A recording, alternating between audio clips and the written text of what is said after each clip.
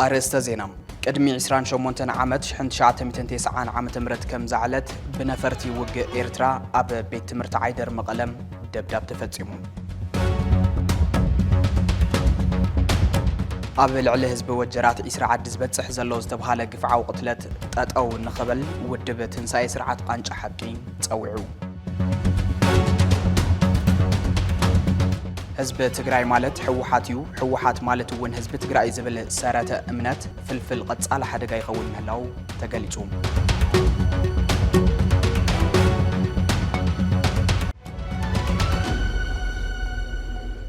እዚ አገልግሎት ፈነወ ትግራይ ቲቢኤስ ቴሌቪዥን እዩ ሰላም ጥዕና ሃበለይ ክቡራትን ክቡራንን ካብ ቲቢኤስ ወርቃዊ ኩሉ ሻብ ሰዓትና ባኹም ነብሎ ዜና ብራኸ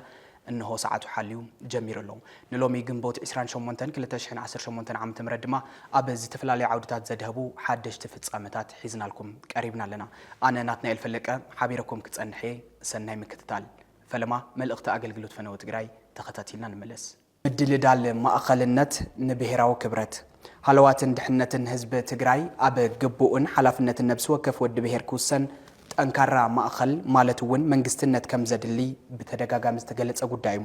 ኩሉ ናተይ ዝብሎ መንግስቲ እቲ መንግስቲ ይኹን ዝበለው ወፍሪ ብኩሉ ተቀባልነት ክረክብን ትግራይ አዚዛ ዓድና ጸዊዓ ዝብል ድምዳመ ቅቡልነት ክህልዎን ይገበር መጠሻ እንድልዳለን መንግስትነት ኣብ ተሳትፎ ኩሎም ሓይልታት እታ ብሔር እዚ ምስረት ምዃኑ ስዒቡ ትግራይ ንሕብሪ ንብዝሒ ንወፍሪ ንቅርጽን ትሕዝቶን ደቂ ትግራይ ዝመስል ማእኸል ክህልዋ 3 ዓመት ከም ሓንቲ ዕለት ብዙሕ ተዘሪቡ ፕሪቶሪያ ዝሃበን ውስን ጸጋታት ምስሳን ክካል ኣብ ቅድሚ ጸላትኻ ግርማን ማእገርን ዘለካ ኾንካ ንምቕራብ ዝቐለለ ዝባንካ ክብድ ኢሉ ክረአን ምግባር አድላይ ነይሩ እዚ ምግባር ብሔር ካብ ፍርሰት ህዝቢ ካብ ጽንተት የድሕን ጥራይ ዘይኮነ ነቲ ኣብ መሪሕነት ዘሎ ሓይል እውን ስሙ ኣብ ድሙቕ መዝገብ ዘጽሕፍ ታሪኻዊ አጋጣሚ ነይሩ ባኺኑ መኺኑ በኒኑ በዚ ምኽንያት ድሕረ ፕሪቶሪያ ትግራይ ብጸቢብ ናይ መንግስትነት ናይ ቅልውላው መትረብ تحلفلا إذا ድማ ድሕንነትን ሕውየትን ዝግባኣ ትግራይ ኣብ ኣፍደገ ብተናኽ ተኣቱ ምኽንያት ኮይኑ ሎም ኣብ ውሽጣዊ ቅልውላውን ቀጻሊ ጥፍኣትን ዘላ ትግራይ ብዘይካ ንሕብሪ ንብዝሒ ንወፍሪ ንቅርጽን ትሕዝቶን ደቂ ትግራይ ዝመስል ማእኸል ምምስራት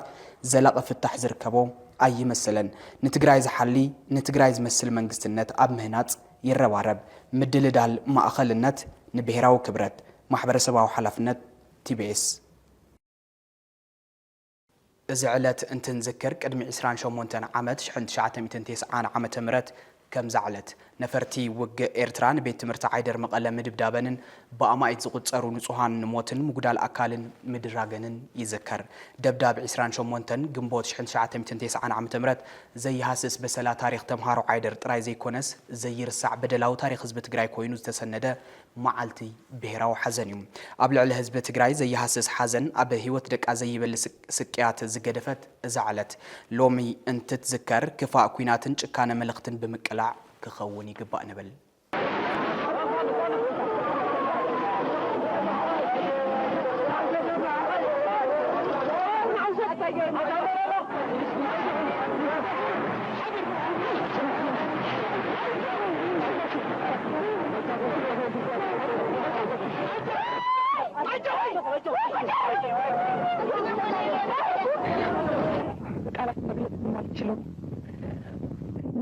لك حازمنا يسوع درجة قفت اني اهون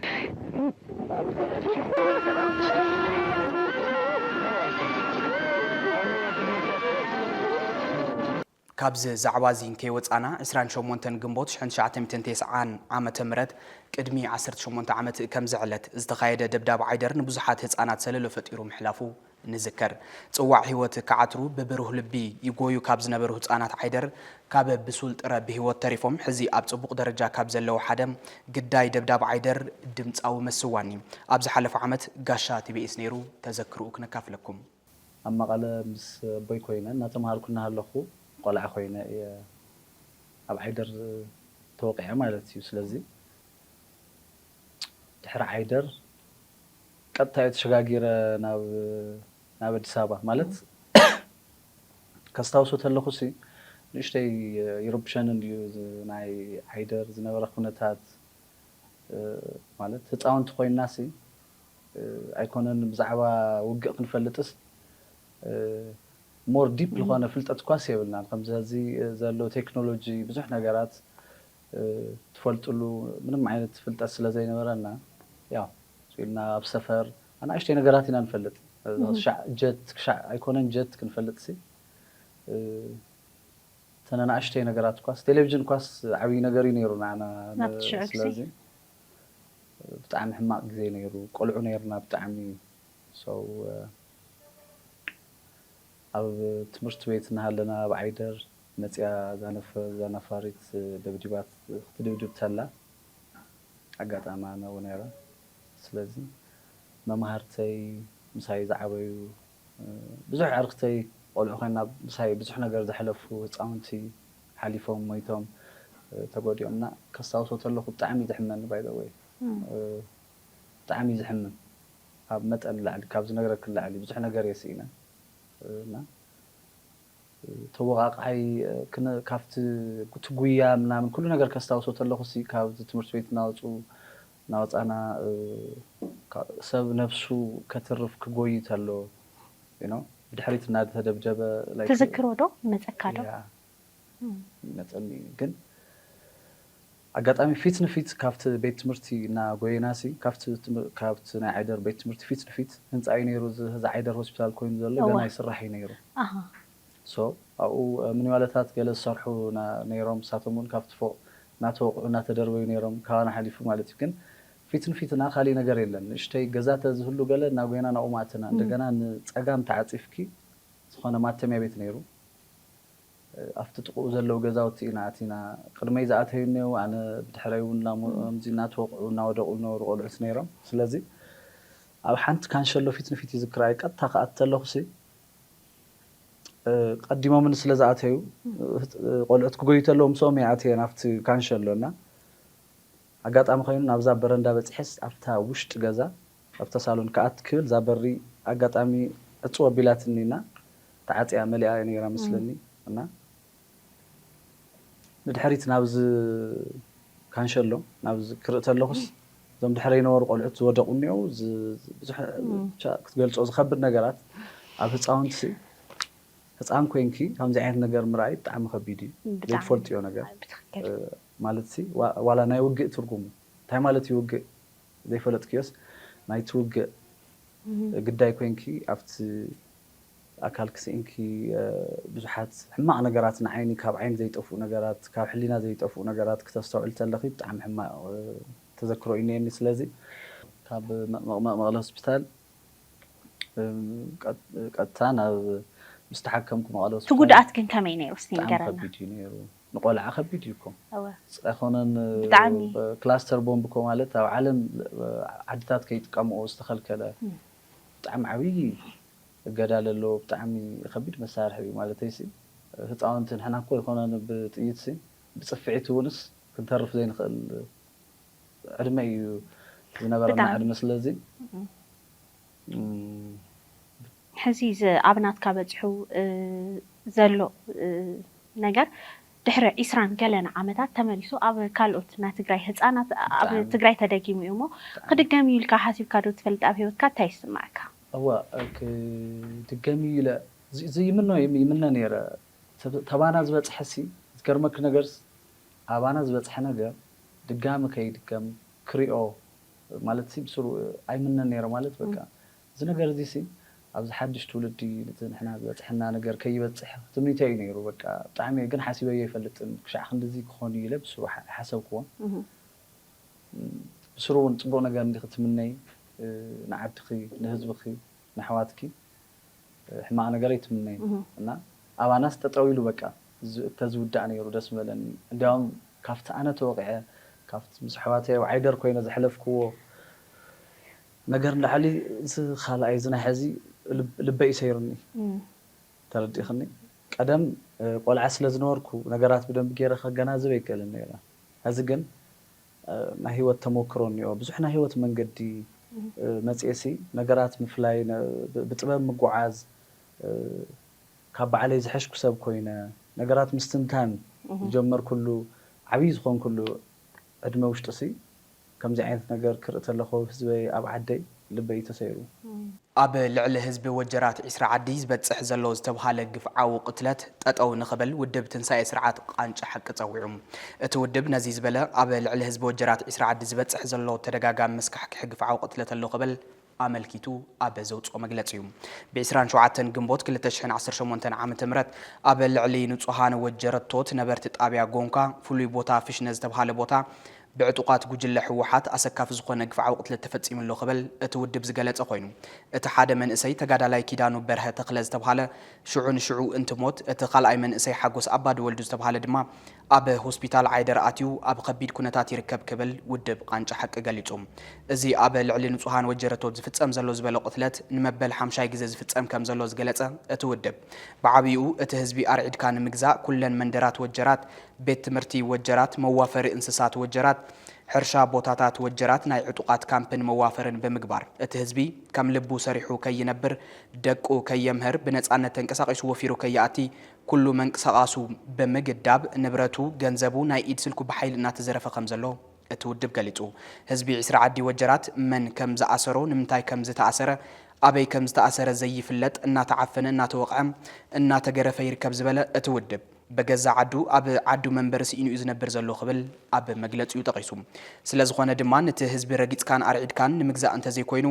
እቲ ሰራዊት ናይ በሐቅ ናይ ህዝቢ ሰራዊት እንተ ኮይኑ ኣብ ወጀራት ምንም ዓይነት ከዋግኡ ዝኽእል ነባራዊ ኩነታት የለን ክብል ዝገለጸ እትውድብ ተሃለወውን ኣሕዋት ንሕዋት ዝዋግኡሉ ኩነታት ስለዝኾነ ቃንጫ ሓቂ ፓርቲ ድማ ክልቲኦም ኣሕዋት ናይ ህዝቢ ትግራይ ኮይኖም ሓቢሮም ክነብሩ እምበር ዕላማ ንዘይብሉ ነገር ነንሳቶም ክዋግኡ ክዳመዩን ክቃተሉን ስለ ዘይደሊ እቲ ህዝቢ ከም ህዝቢ በነጻነት ተንቀሳቂሱ ሰሪሑ ክነብር ከም ኩሉ ከባቢ ደቁ ኸምህር እቲ ሰራዊት ካብቲ ከባቢ ለቂቁ ክወፅእ ውድብ ቃንጫ ሓቂ በአጽንኦት ይጽውዕ ክብል ኣብ ዝለኣኾ መግለጺ ጠቂሱ እቶም ቀተልቲ ዘረፍትን ዓፈንትን እናበለ ዝጽውዖም ኣካላት ናብ ሕጊ ክቐርቡ ድማ ውድብ ትንሳኤ ቃንጫ ሓቂ ፀዊዑ እዚ ጉጅላዊ ስርዓት እዚ ኩሉ ተፈጥሮ ሃፍትናን መሬትናን كل تاريخنا سرعتنا نطفيو عددا سدة فلسة غيرو إزبلا أتودب حزد ما أخل عودة كينات بمقبار كم حزب تقليلنا نكنتف زقبرو زلو قفعي كرئيلنا دمتي نكخونلنا نتصوع كبل ناب محبر سبع عالم أبز أنفتو ملأخت حبيرو قدم كبل تكالنا تي بي اس ناي ميديا سرحتو كوجنن حتو عرس محدرة حزب إسراع الدوجرات كسمعن نابت كبابي أبز قدر الأوان أبالاتنا أنت أسرو حدا نوارع إسراع الدوجرات سخونة دستا قبرز قدمام كم زتقتل زذكريو حزب إسراع الدوجرات قدم يلوز اسمعو دمتي كم زسعب كنزخ قركم ما قعد سلام بمجمرتا درجة كور أم حرارنا بورد إسراع عدي ببيت مخريط مرطة بسلام بدستاكو عرخوناكا بخالي درجة مدي علم تغلالاد هز وجرات سقماتي حصواتي كتسمع موتكم دمن جد تعفنكم حزب أكل سلدرخوناكم ونكعب سلام بدستات قاننا كازق الصلاة بلا دزي هزوا وقالسي تقالسنا قالسي وقعيت قناي كي كايدنا أسرع عد وجرات ديلو خيوة أيلكي اندحر له خيوما دم زبكي حذي يخون نقاه دحر نقاه بتخكل مسارات عن حنا تمالي دكنا أنت سووا أكلنا أنت قدل دعنا ما قلنا دفتحولنا درتعولنا ناشم انت طاوياتات بيت صحفات تمالي تشور النعمارتو تشورو بيت صحفات ناي لمعات ناي مسارح يولو تهنط هنصا بعفو مزبرت تشورو أنا إيه حلفي أنا إيه جواري أنا إيه ونا ندود أكل دوجرت من يودنين وجرت تبع ليونن ما لهم خالدون اللي قداي عيلي حذي يخون نجا فتح عند حرامي 100% دياغننا دحر نجا بعلنا فتحنا متصاخ من حزنا حز وجرت حزنا حز معلت بزي ساعات واخوات اكوها مصنحه ميديانا من محدار كامن قد جوخا مقراو نوري كل حزهم سراو زوم تكعي تعززتوهم دقناهم قلعوهم بعلنا دولدنا جومو دي سراو زوجرات امر لو طبطكو ناوناكم وجرات احواتنا سراو تعزمهم وتم عزز تصددلو سيدي سيو كتافالالي اي بحديدنا تقالسنا اي بحديدنا بخنا اي بحديدنا زوم احواتنا افرا يخن زوم غزع تود بهال بسورغني اي حفري قادم مساغر صلي مسكلل صليطون حزر وش تعدنا درغي دقنا فللي دحان تعدي تخكل اي خوني أنا هنا نحطوا مسرة المعتو احنا نحطو ام حضرنا بعنا نخلطو بعنا نشم بعنا نور حق لنا من تحقوا من سينا لتودو سرعتي كبر من سينا بيو شنطر دغاريه سلازي ورداي كل اللي بيت مخرنا علنو زواو بيت مخر ليو سلازي بيت مخر تورد تمرص وردا نع ورد لا الغا سلسله بتخ بتككل لي هنا امرارها بتككل لي هنا كاسوي اداراشنا تشورو قدام لا بسمعهم تخونو ناز وجرات أدراش أخونا تعدي هنا شورة ناز وجرات وشور تمالش شو سراوت دام خينا موندو وجرات تيكو ودي حوحات من قصة تقاي موندو يقرات خلو عسر عد وجراتو ودي أولي ولي ساعات حمست معلتي أبو قاير نخنق دايلت عشرة مصدرات ساينا وجرات أمطوطو ودبلوا وجرات دايلت احنا أيو برت كي تملسه برس قيرها مفرا رح تقورنا لقحم دايما لسو أنا إحنا جنزر زنو دا صالة إلنا لمون مخان عين فلتي أحواتنا وام ديكنا وام بصر بحايل عين جزاي تمنتي تقالسنا وينا ديكنا قالسنا بعلنا تقالسنا كل سي تقالساي هز وجرات هز عقام عين فلاليان إحنا وجرات حزر وعجتنا توسعنا لنا عقام ندرتاي دنو لعيلنا كل حدا عين تسوينا ديك حنت سويتنا حزب تግራይ ማለት ሕወሓት እዩ ሕወሓት ማለት ህዝብ ትግራይ ዝብል ሰረተ እምነት ፍልፍል ቀጻለ ሓደጋ ይኸውን ምህላው ምሁር ፖለቲካዊ ሳይንስ ሙዑዝ ግደይ ገሊጹ ሙዑዝ ግደይ ናብ ትካልና ኣብ ዝለኣኾ ሓተታዊ ጽሑፍ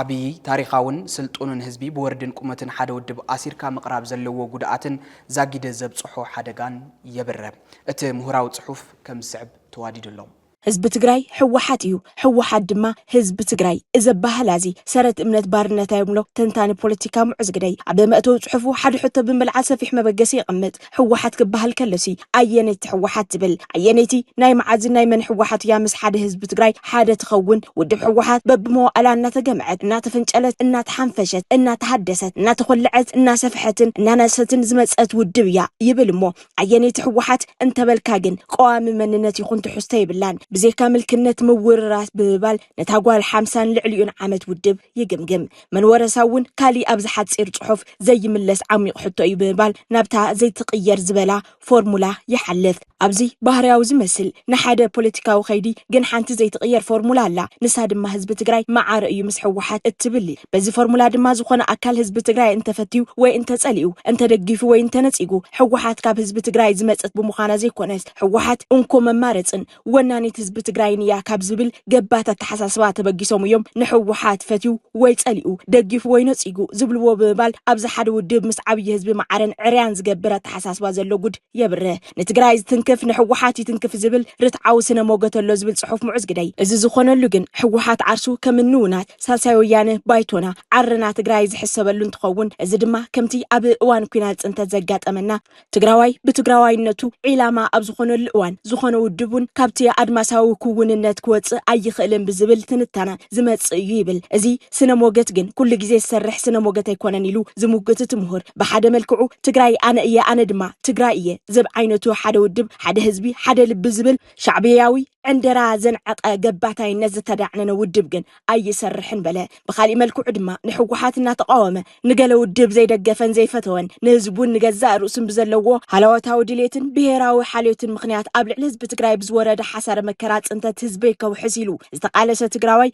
آلاف سلازخوانا خال مرتوع يومو زفتاو تقراي جنخه زي فتاو حوحات زخوانا أكل بزا فورمولا حوحات مسرت وي يلان ويد ما كلو يبولون مالتيو زخون سرت امنتهم سلاز صارريو ويدما إذا حق قوسيهم نسلح وحات كم استجبر كوست ولا ومي قبروون ببال نتجراي مفكرن مسرح نزكال حوحات بفقدت الكالك كعناي مخان منفس انت بره نرئي نايجبتان تلمتن أبنتات كبر زقمت أمنت بتات اللو زودب سنة بهراوي حلاوتاون أجداد مدرخة وعمام مختهز بتجراي زجور مسوات النت كله نسلح وحاس استجبر أيوخينو سمعيبل وسيقو كتف وويدما ببان دانت كنت الوجوز انت زي قيلهم كساب حزي كوم وجيرهم كحسبوا ويوم زدليو ببال عد ወደይሉ ዝተጋደለ ኩሉ ውድበይሉ ከም ዝተጋደለ ቆፂሮም ከም ዝሓስብዎ እዩ ዘብርህ እዚ ድማ ገና ሃላወታዊ ቃልሲ መኸተ ጽንተት ከይተኸንበተ ሰነ 21 ዝተመለሰ መንግስቲ ኣብ ክንዲ ናይ ኩሉ ትግራዋይ ሓቋፋይ መንግስቲ ዝኸውን ናይ ሕወሓት ጥራ እዩ ዝበልዎ እዚ እዩ ድማ እቶም ህዝቦም ዘኽርዖም ዝነበረ መራሕቲ ሰራዊት ትግራይ ብዕሊ ወፂኦም ምክልኻል ሰራዊት ትግራይ ኣብ ክንዲ ናይ ኩሉ ትግራዋይ ናይ ሕወሓት ጥራ እዩ ዝበልዎ ብምባል ዙርያ ግበታ እቲ ሓይልን ተቐምጥ ይርአ ካልእ ኣብነት ኣለዎ ኣብ ልዕሊ ፕሪቶርያ ማዓረ እንትኸውን ልዕሊ ኣባላት ሕወሓት ዝተኳሽሐ ካብ ሕወሓት ወፃእ ዘሎ ኣብ ብሄራውያን ውድባት ዝተወደበ ይኹን ዘይተወደበ ብዙሕ ትግራዋይ ተገሊፉ ብወኪላትን ትእዛዝ ሕወሓት ዝተኸተመ ነዚ እዩ ድማ ድሕሪ ውዕሊ ፕሪቶርያ እቶም ናይ ዝእዋን ወረስቲ ዑና ጥራሕ ተዘይመሪሖምዋ ሕወሓትን ትግራይን የለዋን ዝተባሃለ ነዚ እዩ ድማ ሓቋፋይ መንግስቲ መስረት እንትበሃል ብዘይካ ሕወሓት ካልእ ትግራዋይ የሎ ድዩ ብዘብል ብድዕ ነቲ ግምት ነፂጎም ብሓይሊ ብረት ካብ ስልጣን ዝፈንቀልዎ ነዚ እዩ ድማ መሰል ዓርሰ ምሕደራ ይከበረለይ ንዝበለ ህዝቢ ዝተፈላለዩ ክፋላት ትግራይ ብሓይሊ ብረት ሕቶ ክጭፍለቕ ምሕደርኡ ክፈርስን ናብ ብረታዊ ቃልሲ ተደፊኡ ኣብ ደንበ ጽንተት ክጽለል ዝገበርዎ ነዚ እዩ ድማ ሕወሓት ዝሓረየቶ ኣካል እቲ ስርሒ ፍንቀላ ጌታቸው ረዳ ዝመርሖ ግምት ዝነበረ ሌተናንት ጀነራል ታደሰ ወረደ ክሽዎም ዝተገበረ ሕወሓት ጥራሕ ዝቀደሶ እዩ ዘንግሶ ዝብል ዝጸንሐ ሰረት እምነት ምስቲ ሕወሓት ማዓረ እዩ ህዝቢ ትግራይ ዝብል ዝተሰኣሳሰረ እዩ ብባል ዕዳን ዕንድዳን ገባታይነት የብርህ እዚ ገባታይ ኣተሓሳስባ መራሕቲ ከመይ ተቐበይሎምዎ ዝብል ካልእ ኣጀንዳ ሙዕዝ ግደ እዩ ወዲ ወረዱ እውን ዓውለስለስ እናበለ ኸሪሙ እዋኑ ኣኺሉ ስልጣን ማልነቱ ኣብ ሽዋ ሓዲሱ ምስተመለሰ ናይ ዘ ፎርሙላ ናይ መወዳእታ መግለፂ ዝኾነ ዕላዊ ስልጣን መንጢልካ ምስቶም ትማሊ ህዝብና ዘጽነቱ ሻዕብያን ፋኖን ኮይንካ ኣንጻር ዝኾነ ትግራዋይ ምልዓል ይርአ ኣሎ ክብል ቀሚጡ ካብቶም ብዙሓት ሳዕቤናት ህዝቢ ትግራይ ማዕረ ይኸውን ምስ ሕወሓት ዝብል ፎርሙላ እዚኣቶም እቶም ውሕዳት ኣብነታት እዮም ክብል ይቐምጥ ዝተገልበጠ ርክብ ኣብ ትሕቲ ዝብል ንኡስ ርእሲ ሓደ ውድብን ህዝብን ዘለዎ ወግዓዊ ዝምድና ብዓይን ህዝቢ ዝተወደቦ ሓቀኛ ውክልናን ሕጋውነትን ከምኡ እውን ንረብሓ ህዝቡ ብዘለዎ ልዑል ሓላፍነትን ረኣን እምበር ብረቑሓታት መውቀላዊ መንነት ማለት እውን ኣባልነት ሓደ ብሄር ተዓቂኑ ዝወሃብ መባእ ኣይኮነን ከምኡ ምዃነ ነይሩስ ናይ ርሑቕ ታሪካዊ መርትዖታትና ገዲፍና ኣብ እዋን ጽንተት ትግራይ ኣብ መንጎ ብልጽግና ኣምሓራን ኤርትራን እውን ብዓመፅ ደሞም ፍጹም ተጋሩ ዝኾኑ እኩባትን ውልቀ ሰባትን ነይሮም እዮም ኣንጻር ህዝቦም ዝዘመቱ በለ ስለዚ ብዘይካዞም ዝገለጽክዎም ቀንዲ ረቑሕታት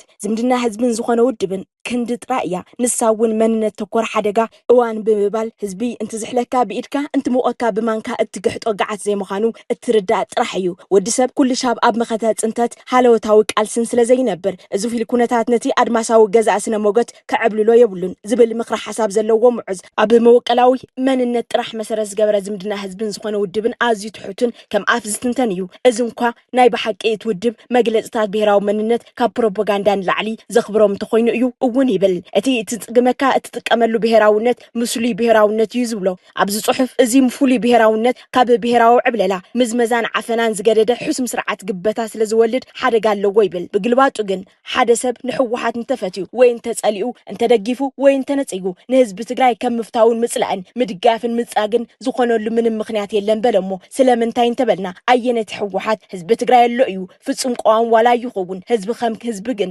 ኣንጻራዊ ቀዋምነት ኣለዎ እንተ ሓደ ውድብ ግን በብመዋእሉ ብዝትልሞም ብዝዓሞም ብዝወዕወተሎምን ብዝህብህጎም ፖለቲካዊ መዳያትን መድረኻዊ ተልእኾታትን ይፈላለ እዩ ብፍላይ ድማ በብመዋእላ እናተገመዐት እናተፈንጨለት እናተሓንፈሸትን እናተሃደሰት እናተኮልዐት እናሰፍሐትን እናነኣሰትን ዝመፀትን ዝተባሃለት ውድብ ኣየነይቲ እንተተባሃልና ከም ውሕጅ እኳ ከይንወስዶ ብዓይን ረብሓ ህዝቢ ናይ ምልካዕ ዕላማ ስትራቴጂካዊ እመታን ራእይን ሓደ ጨገሬታ ዘይብላ ውድብ መን ትበሃል ንዝብል ሕቶ መልሲ የለን ብባል ባህሪ ገባታይ ባሕሪ ሓደ ውድብን ኣብ ትግራይ ዝፈጥሮ በሰላን ኣረዲኡ ሙዑዝ ግደይ ኣብ ጽሑፉ ብዘይካ ሓደ ዘይተቋረፀ ኸይዲ ምግባል ገባታይነት ካሊእ ብቀዋምነት ዝግለጽ ነገር ዘይተሓረመት ፖለቲካ እጓላ መወታን እያ ይብል እሞ ኣብ ኩሉ ምዕራፍ ድማ ቆሪጽካ ንዝደብረየቶ ኣካል ኩሉ ዝትድዩኖ ካብቲ ዋና መጽሓፈ ራዕዲ ዝኾነ ጸረ ህዝቢ ትግራይ ካብ ዝብል ኪዳን ዝቕዳሕ መፍትሄ ስራይ ዘይኮነስ መስርሕ ስራ እዩ ብባል ብሓሳብ ዝተፈለየ ሰብ ጸላእን ምግባር ዝኽየድ ርሕቀት ኣረዲኡ ጽባሕ እውን እቶም ናይ ሕዚ ጎተታ ገለ እንተተባሂሎም በኣ ኣቢላ እያ ትጸፍዖም ንሶም ባዕሎም እዚ ሓቂ ስለ ዝፈልጡ ድማ ናይቲ ስርዓት ግበታ ዋና መሳሰይቲ ብምዃን ጥራሕ እዮም ወረስቲ ዑናነቶም ዘጽንዑ ነቲ ንዘመናት ብሽም ህዝቢ ትግራይ ዝተሃነጸ ምልክነት ምግባትን ፍጹም ጊላ ብምዃን እዮም ዕምሮም ዘቐጽሉ ተዘይኮይኑ በዓሎም ንጊላነት መልሚሎም ዓንዲ ሕቁኡ ሰይሮም ኩዳን ራኩሳን ዘምሃርዎ ካድረ ብዘይ ምሕረት ካብቲ ናቶም ቋንቋን አንደበታዊ ብልሒ ላማን ዝገደደን ንዕኡ ዝንዕቕን ፍካረን ናስምዐ ከም ዝሽውዶም ስለ ዝፈልጡ ዋላ ኣብ ውሽጦም ሓቂ ይቃለሶም ምህላው እናፈለጡ ጊላነት ይመርጹ ብባል ኣብ ፖለቲካ ዓለም ዝፍጠር ጊላነት የረድእ ኣብዛ ሰሙን ኣብ ዝተኻየደ ገምጋም ሕወሓት እቶም ውርያትን ፍሩያትን ዝተባሃሉ መራሕቲ ሕወሓት እዚ እዩ ገጢምዎም ተሳቲፎም ዘሎ ብምባል ብዛዕባቲ ኣሰኪፍካ ጊላን ባርያ ናይ ምፍጣር ተፈጥሮ ይጠቅስ ንሱ ከም ዝበሎ እቶም ምስ ሓቂ ዝወገኑ ግዳዮም ተጋደልቲ ይራሕሪሖም ንምኻድ እንትውስኑ ኣዋፍ ሰማይ ዝኾነ ዕስለ ካድረ ኣይብላዕ ኣይስተ ገይሩ ከም ዝወገዞም እውን ናይ ዝወዲ ሰብ መጋርያ ፖለቲካ ንምዃን ኣብ ባዕሉ ዝበፅሖ ተነጽሎ ክንደየናይ ኣብ ልዕሊ ካልኦ ዘበናውነት ቀንጣት ጭካነ ከም ዘብፅሕ ዘርአየ ምሕዘናይ ሓበራዊ ተዘክሮና እዩ በለ እዚ ድማ እዩ ቫልካ ቫሃል ስርዓት ዓርሰ ግበታ ምልክነት ዝብሎ ይብል ሙዕዝ ግዳይ ካብ ስርዓት ዝወፀ ማንም ይኹን ማን ይበሃል ሃለዋት የብሉን ከም ክንቲ ድማ ይቀልል ሙዕዝ ኣብ ጽሑፉ እትውድብ ካብ ህይወት ነገረ ህይወት ዕላማን ሽቶታትን ህይወትን ወይ ድማ ምንባርን ዘይምንባርን ዝገዘፈ ዲባ ኣካላዊ ህላወ ብፍላጥን ብዘይፍላጥን ተሃኒጹ ክባር ህይወት ደቂ ሰባት ተኸፊልሉ ገቢሉ ናይ ደም ግብሪ ለሚዱ ተመሊሱ ድማ ይኮን እንዶ ንሓፋሽ ንፈጣሪኡ ዝእዘዝ ኣራዊት እዩ ኮይኑ ይብል ስለዚ እትውድብ ልዕሊ ህላውነት ምዃን ደቂ ሰባት ካብ ህይወት ዝገዘፈን ትርጉምን ዕላማን ህይወት ዘንዕቕ መንነት ኮይኑ ህዝቢ ደኣ ነዚ ዝኣመሰለ መንነት ሙማት ብታሪኽ ከም ዝተሓረየ ገይሩ ክሪኦ ብመደንዘዛይ ፕሮፓጋንዳ ተዓዘመ ይብል እትውድብ ሕወሓት ማለት ህዝቢ ትግራይ እንትብል ካብ ሰናይ ፍቃዱ ነቲ ክንዲ ፍረጣፍ እኳ ክብርታት ሕወሓት ንዘይግብኦ ህዝቢ ትግራይ ከም ተፈጣረ ዓርሱ ኣትሒቱ ካብ ክብጅዎ ኣብ መስቀል ዝወዓለ እታ ውድብ እውን ዓርሳ ኣትሒታ ምስ ህዝቢ ማዕረ ከም ዝገበረት ዝርዳእኮ ብዓፀቦ ሕማምን ማሕሰይትን ንዕለታዊ ፅንተት ህዝቢ ዝሓዊ ውድብ እንትሓዊ እዩ ኢሎም ምሰማዕኻ እዩ ይብል ዶክተር ሙዕዝ ብቀሊሉ ቋንቋ ሕወሓት ማለት ህዝቢ ህዝቢ ማለት ሕወሓት እንትበሃል ህዝቢ ንሕወሓት ይነብር ዝብል ትርጉም እዩ ዘለዎ ኣብ ክንዲ ነገረ ምኽንያት ሕወሓት ህዝቢ ትግራይ ዝኸውን ነገረ ምኽንያት ህዝቢ ትግራይ ሕወሓት ዝኾነትሉ ዓለም ስነ ሞገትን ክብርታትን ከም እንቃዓ ቁልቁል ኣፉ ዝተደፈአትሉ ወርልድ ኣፕሳይድ ዳውን ዝተፈጠረ ብምባል ዛንቱ ይቕፅል እዚ እቲ ወርልድ ኣፕሳይድ ዳውን ዝተባሃለ ኮይኑ እዚ ኣብ ዘይኮነሉ ዓውዲ ዘይሓስብ ናይ እጃም ምልውዋጥን ምግልባጥን ከም ባህርያዊ ኸይዲ ኣብ ቅድሚ ዓይንና ብፅምብል ተኻይደ ክብል ይትንትል እቲ ንእስ እኩብ ኣድማስ ኮይኑ እቲ ኣድማስ ድማ ንእስ እኩብ ኮነ ናይ ብሓቂ ወርልድ ኣፕሳይድ ዳውን በኣርከስ ክሳብ ሕዚ ብሓሰስታን ብሽኽሽኽታን ኣንጻር ስርዓት ግብታ ዝግበር ቃልሲ እቲ ዝተጋላበጠ ርክብ ምዕራይ ኮይኑ ይስምዕ ንምባል ሓተትኡ የብቅዕ ሙዕዝ ግዳይ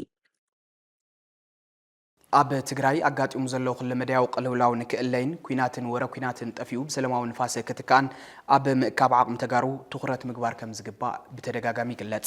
ኣብ ዝተፈላለዩ ክፍለ ዓለማት ዘለው ተጋሩ ጻውዒት ዘተን ሰላማዊ ቃልስን ይቅርቡ ኣብ ዘለውሉ እዋን ፖለቲካዊ መድረኽ ትግራይ ናብ ካልእ ጸፍሒ ይቕየረሎም ትግራይ ምድሓን እትኽእለሉ ብሕታዊ መገዲ ዘተን ምርዳእን ልዝብን ኮፍ ምባልን እምበር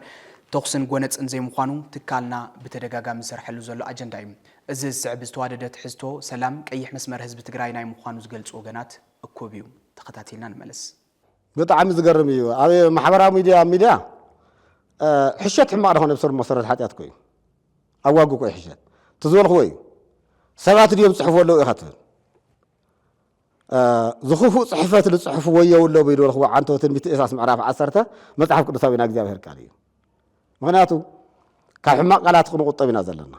ካብ ሕማቕ ፅሑፍ ክንቁጠብ ኢና ዘለና ልቶም ዝፅሕፉ ኣለዉ ናይ ጠቕሞም እዩ ኩናት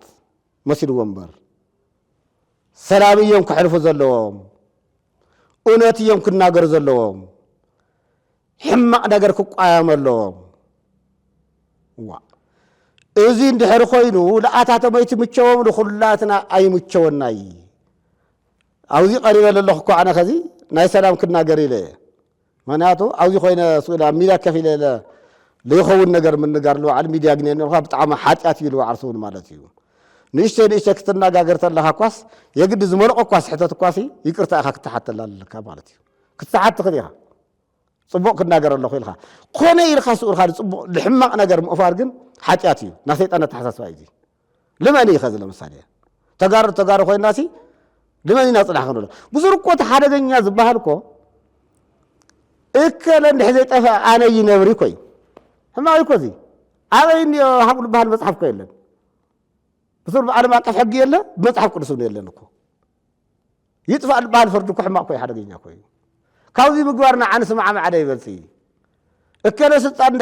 ኣብ ስልጣን ክነብር ተኮይነስ እከለ ክጠፍእ ኣለዎ ኣብ ትግራይ ዝኾነ ይኹን ዝነበረ ተሓሳስባ ናብ ፅቡቕ ነገር ውፅሕና እዩ ገዲ ምስ ተቋሪፁ እዩ የለን ከዚ ሓድሽ ተሓሳስባ ክመፅእ ኣለዎ ካብኡ እንደገና ቃፂሉ ኣውዚሉ ዓርሱ እውን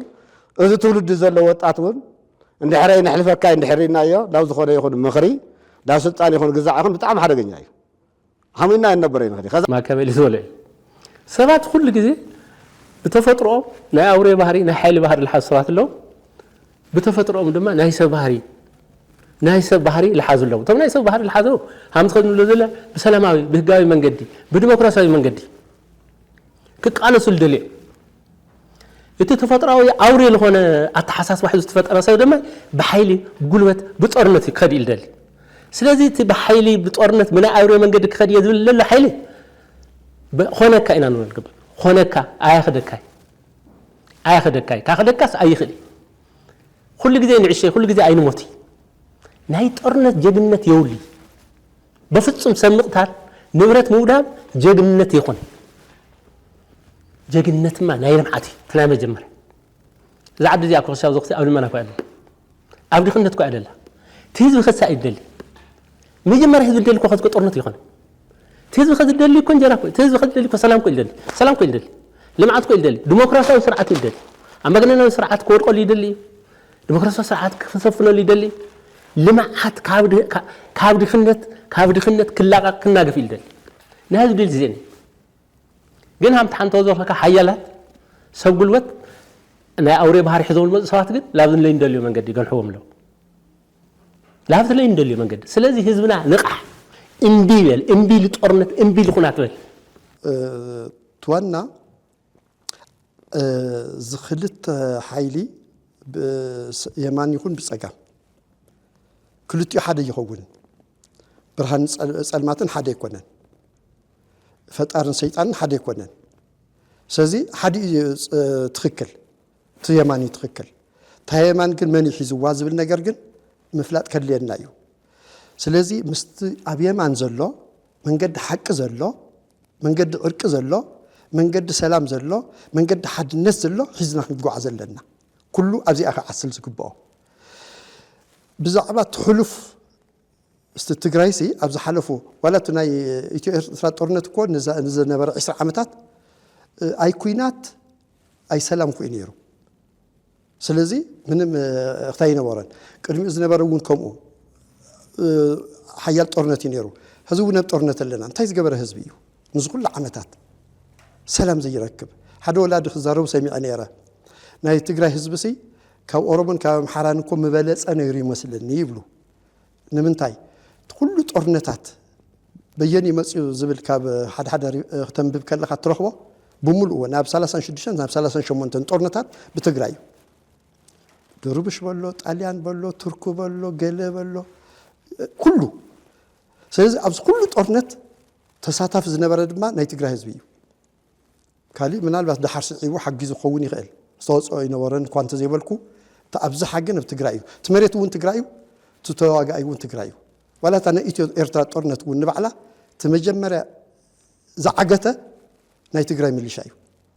ስለዚህ ጸኒቱ ዓጊትዎ ሞይቱ ዓጊትዎ መስዋዕት ከፊሉ ዓጊትዎ ስለዚህ ዝህዝብ ይኣኽለካ ዘይንብሎ ከም ፖለቲከኛታት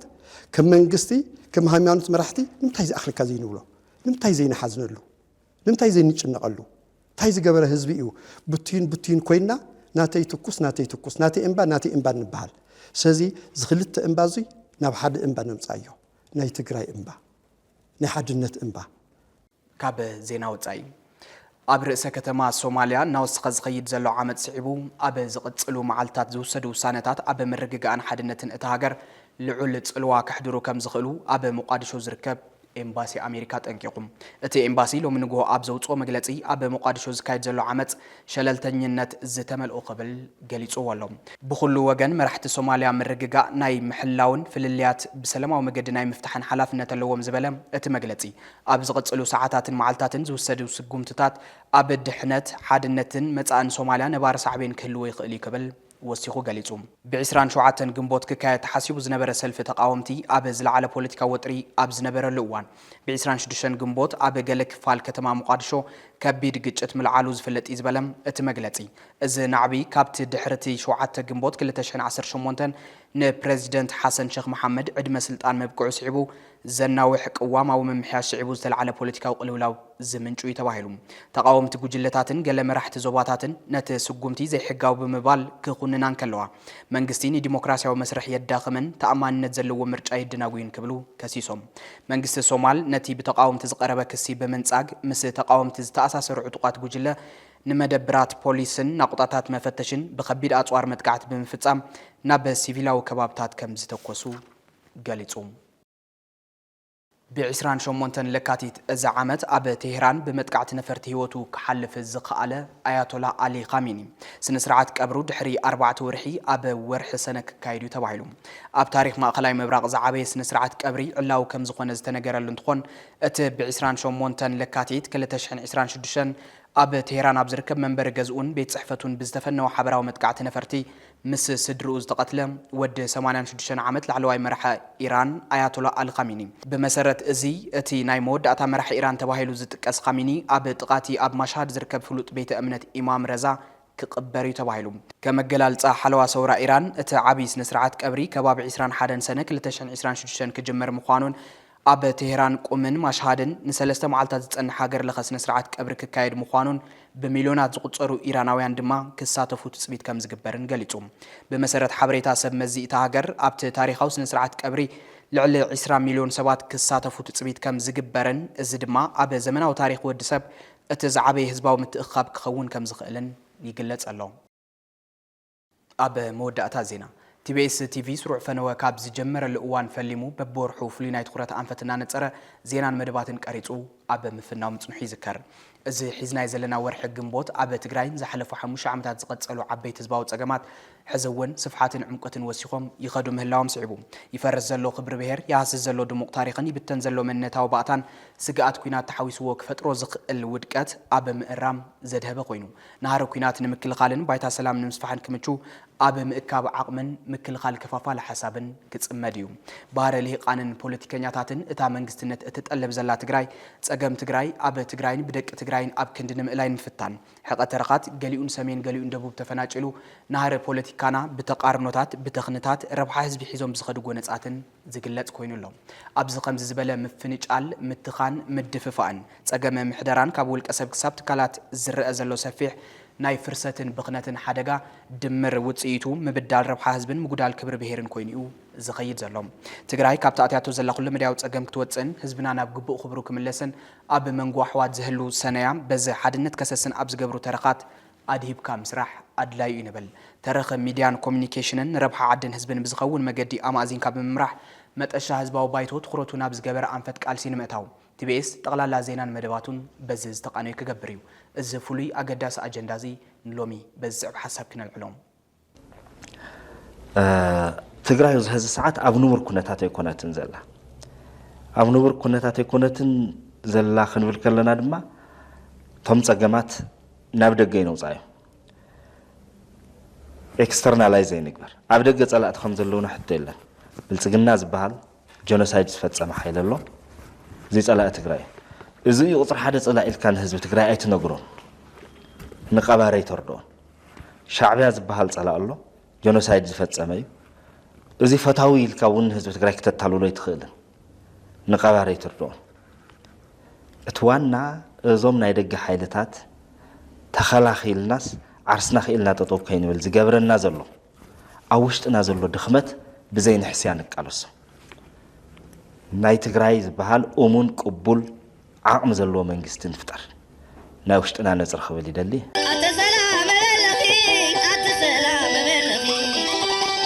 ክልተ ደቅና ነዋዲኺ ውልድን ዋላደ ነባልዒ ዓዲ ሓወስ ነይሩ ዓዲ መርዓ ዓዲ ዓበይቲ ዓዲ መንእሰይ ነይሩ ዓዲ ቆልዓ ዓዲ ተስታይ ነይሩ ዓዲ ጣዓ ኣንታ ዘኩሉ ናበይ ኣሎ ህዝብና ሰላም ይበል ኣሎ ዝኸበርኩም ኣድመፅትን ተኸታተልትን TBS ቴሌቪዥን ንሎሚ ግንቦት 28 2018 ዓመተ ምህረት ዘዳለናዮም ዜናታት ኣብዚ ከንቢትና ኣለና ሕዚ ድማ ምስ ዝተረፉ ምድላዋ TBS ቴሌቪዥን ሰናይ ጻንሒት ክኾነልኩም ይምነ ሰላም